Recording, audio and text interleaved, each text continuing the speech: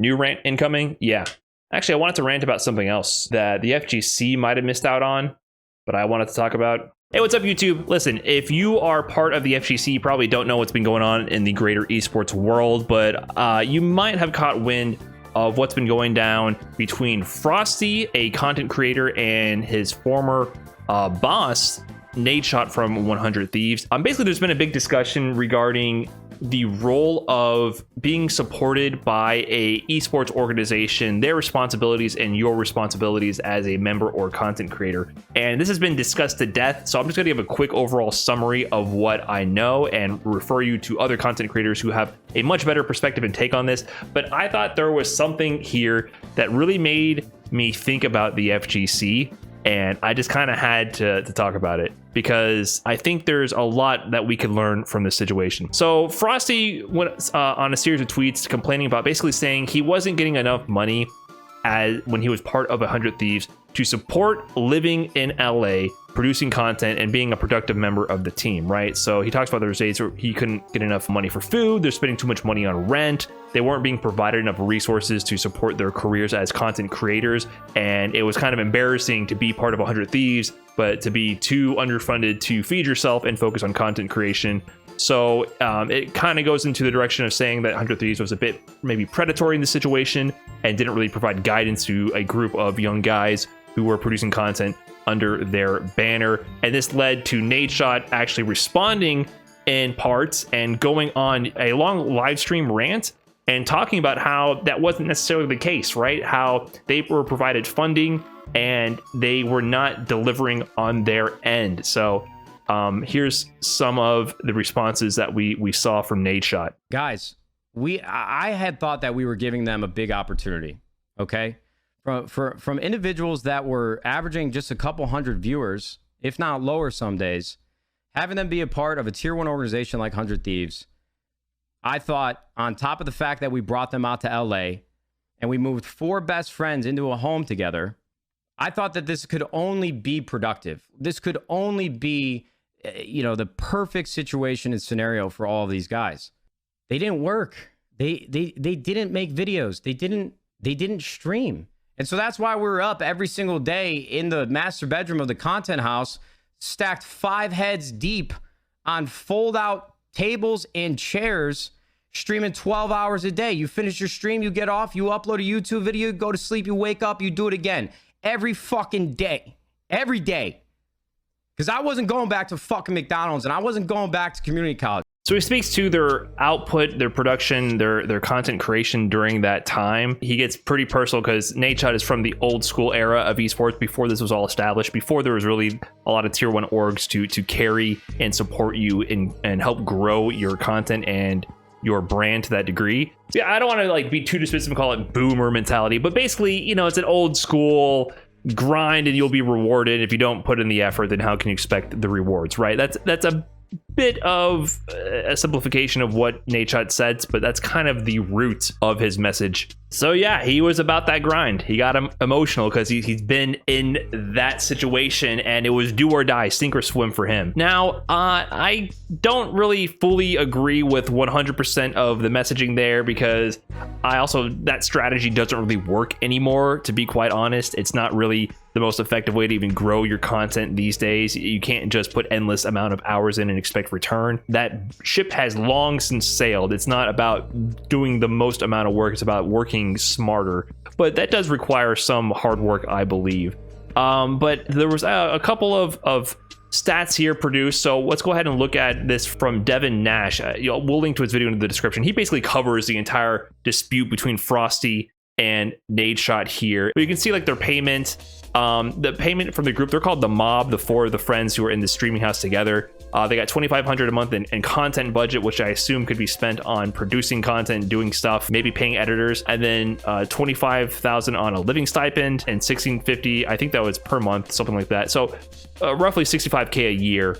But they're spending all their money on rent in a big old house, right? So that's what they're being compensated. So they're being paid money by this team to invest in them with the hopes that they'll grow their brand and their content in order to allow 100 Thieves to make a return, right? And then we can also see the stats on how much they actually put into that. So here's the work.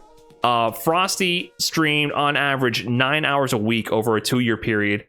Classified 19 hours, Mako 4.8, Avalanche 5.6, and the Mob channel had 1.1 hours of content a week over the course of 2 years, and they put out 33 videos. And some of these videos are apparently privated, so they can't show them off. And I was trying to figure out what did they do? Like, what is their style? What is their content? And they were basically just doing vlog stuff, like very generic YouTube-y things where it's 4 dudes hanging out, trying different stuff. Apparently these guys got really big early on, like doing like a lot of viral Twitter posts and stuff like that. So I was like, what is their niche? Like, what do they provide? And I feel like they're just trying to be so generically appealing that, I don't know. To me, I'm old. This isn't targeted towards me. I feel like there's nothing here that I would ever want to watch, right? Like, so I don't really understand how they're supposed to grow unless they had a super targeted niche that they're trying to appeal to, or that if they pumped out a gazillion videos in order to, like, you know, game the YouTube algorithm. But yeah, basically it looks like they didn't produce that much content, right? They really didn't in the end. And there were potentially ISP issues, but to me, my overall take on this, and I'll segue to the FGC portion of this in a second, is that, yeah, I think 100 Thieves didn't set them up for success. There's also the issue with them taking 85% of their broker deals, which I do think is predatory. It should be like 15% at max. But them getting dropped to me was an inevitability because they weren't producing. But 100 Thieves didn't help them with their housing arrangement to make sure they made right decisions, and they're just 4 dumb kids who were going to make bad life decisions. They were in a situation where they had internet issues, and that always sucks, and you have varying success of dealing with ISPs. But also, they didn't produce content. They really did not.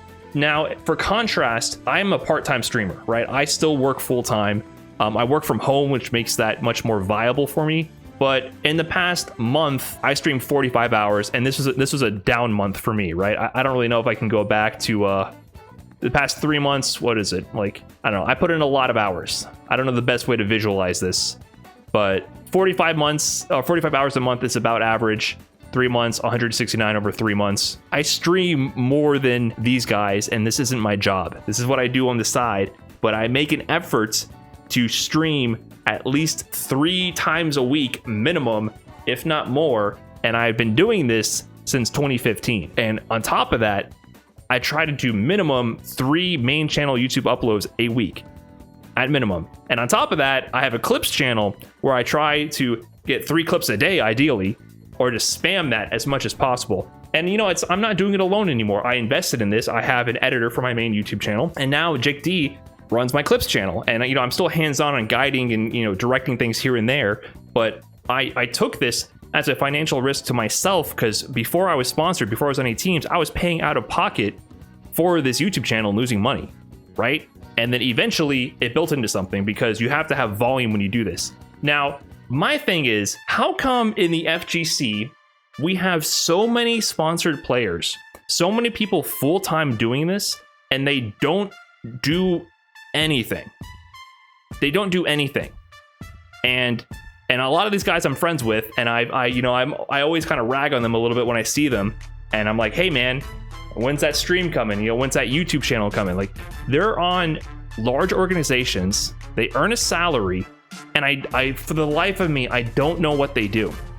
I'm very confused what they do.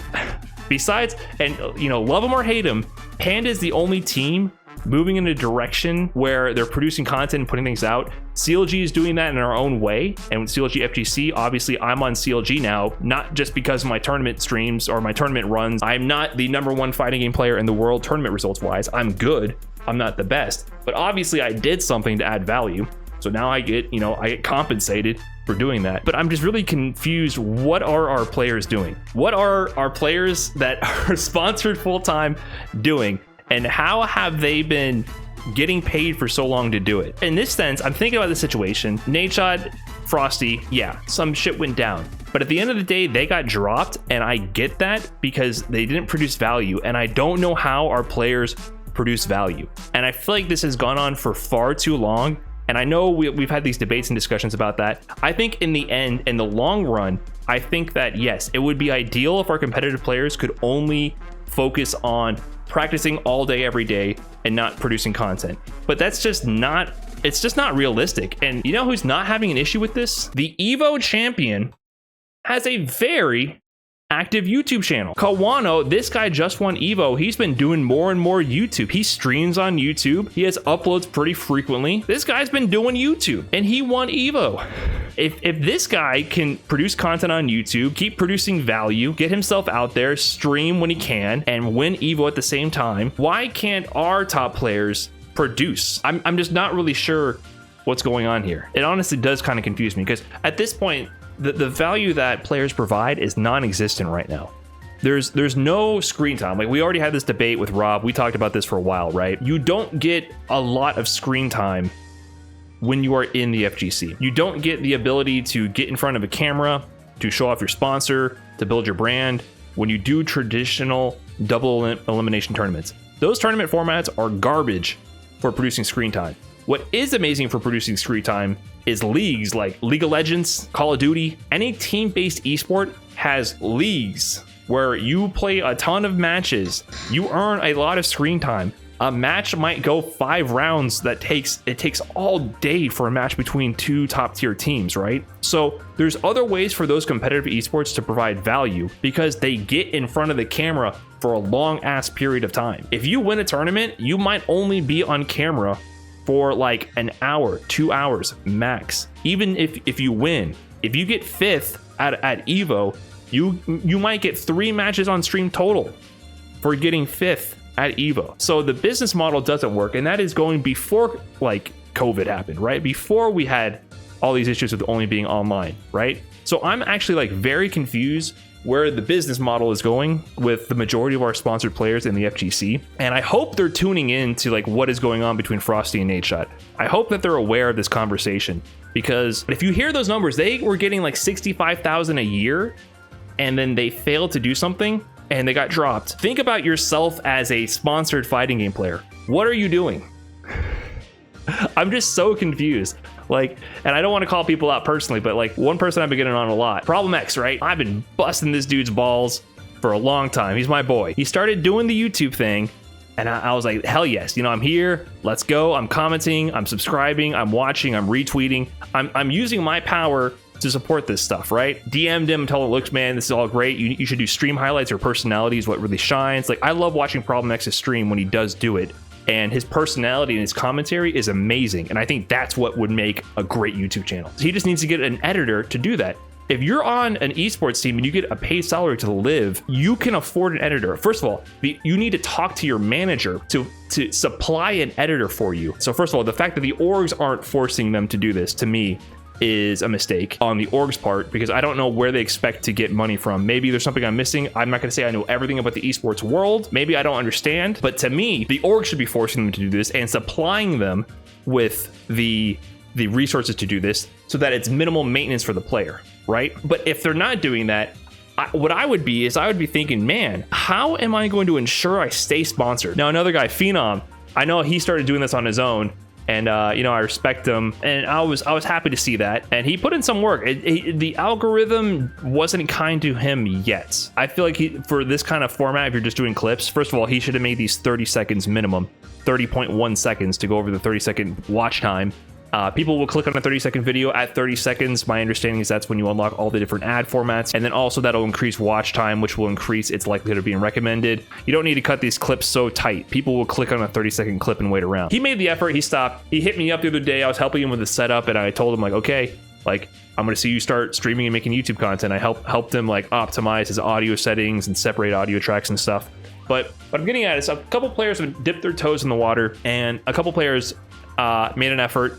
They usually all fall off, and most have done nothing. But the Japanese scene has done a lot. They stream all the time. I constantly see Daigo streaming. I constantly see Sako, Gachikun, Fudo, all these players, even the best players you can name from Japan, they're producing content regularly. And when I say producing content, it doesn't need to just be like what I'm doing right now. Like I'm in a position where I can blab a little bit. I'm not like the most eloquent speaker in the world, but I can, you know, rub 2 brain cells together and put a sentence together that some people will find appealing. A lot of people don't, right? That's something that I can do. So I understand that I'm in a unique position compared to certain players.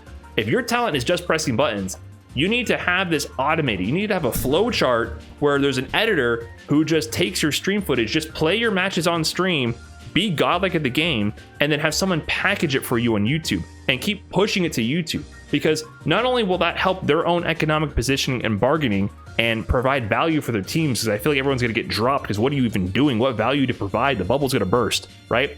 But I think that will grow the FGC because Twitch and Twitter is a damn puddle. It's a drop in the bucket compared to the ocean that is YouTube. YouTube is the fucking ocean. It's the Mariana Trench. I have 700 people watching me right now. Shout out to you guys. Appreciate that. Thanks so much for tuning in. You're a tiny bubble of even the audience I have compared to YouTube. YouTube is like so much bigger. You can't even compare the platforms. So much fucking bigger. So if our best players were to produce content for YouTube, if they got that, grease that wheel, got it going, they would earn more value, earn more revenue, and also potentially grow the FGC, because eventually there's going to be new people who go, hey, I like the way this guy plays. This guy was recommended to me. He plays a character I like. I like this guy's personality, right? He's funny when he talks, or like, I like the way this guy approaches this. You know, it'll eventually reach new eyeballs and get new people into the scene. 100%. And it's a feedback loop, right? Like, yeah, you guys found me on YouTube. I know you guys found me on YouTube. Trust me. When I invested in my YouTube, when I started working with AA, got an editor, started regularly uploading, my stream directly grew. There was a 1-to-1 correlation with my YouTube growing and my stream growing, right? So like, I know how it works. Like, it's just, YouTube is your big funnel. It's your big primary thing to gain an audience. And then the hardcore people will come over to Twitter, then Twitch. You know, Twitch is the live event. It's for the people who are like your dedicated audience, or who are coincidentally available at that time. That's going to be so many fewer people. We need to realize that we have to produce. And we have a lot of players who are in this position like Froste, but even worse. They do nothing. They do nothing.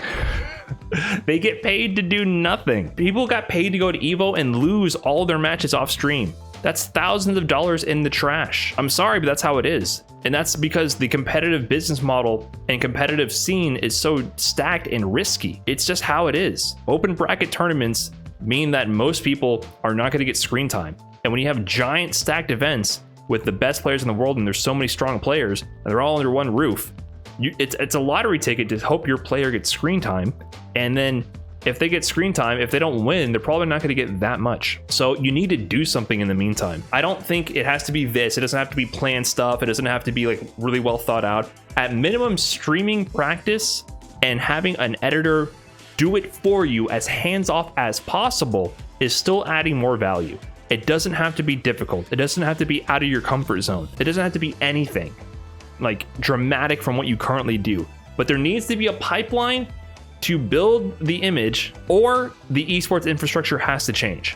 And the problem is we don't control the esports infrastructure, right? I think that having more leagues and consistent formats where players have more guaranteed screen time, yada yada, that would be a way to make them have value. But we don't control that. All we control in the meantime is what we produce. So until that happens, I would say you need to produce. So when I think about that Nadeshot Froste situation, I just think, man, this could be any dude in the FGC with someone who sponsored them. It could be all of them. If you're a professional fighting game player, you have the strong advantage of having a niche, dedicated audience ready and willing at your fingertips to watch what you do. The number one way to grow, I think, on YouTube or Twitch or whatever, is to directly provide value. If you're good as fuck at what you do in a fighting game, you provide value by being the blueprint for being good as fuck. So you provide value through entertainment, because you're good at a competitive game that people want to watch, and people can learn from you. There'll be people who watch you to learn. There'll be people to watch you to be entertained. You have inherent value. You've already developed your skills to be valuable. So you just need to package it and ship it so people can watch it. I guess I just started ranting again. I don't know how this is going to work on YouTube. See? My YouTube brain is going right now. But that's all I was thinking, man. This Froste Nadeshot situation just made me think we really need to do more. So I hope our top players realize that. Either something changes with the competitive scene, or you start getting a YouTube editor and show us what you got. Show us what you got. Could I live on the money I make from content creation? I think after joining CLG, I could, if I was like 22 and had roommates and didn't give a fuck, yeah, I could live off the money I had. I have from content creation. I'm 30. I'm old. I'm an old man these days. See, what I'm also getting at is I've earned enough income to be balling for a 22-year-old from FGC stuff. I'm 22, free, bright-eyed, and don't give a fuck, have roommates, living it up, 22-year-old with money. That's the type of money I make in the FGC, right? I've done that part-time. If I was in the position of some of these players where I could stream 8 hours a fucking day, practice all day, dedicate my all to this, I would be shitting on you hoes. You know what I'm saying? Like, do sometimes I want to like grab some of y'all and just shake you.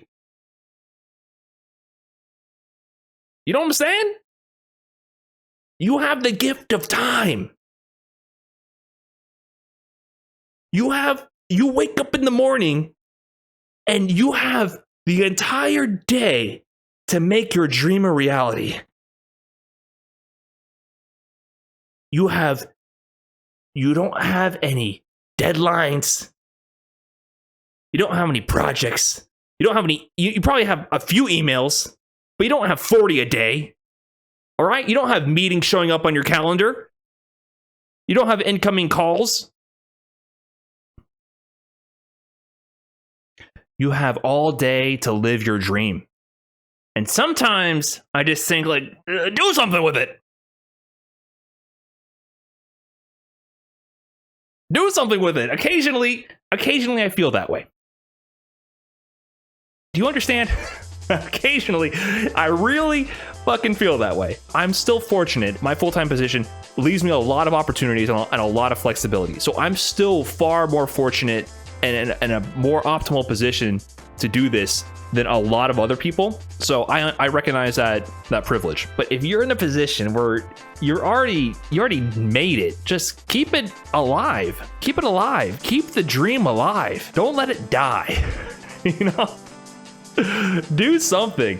Do something to keep it alive.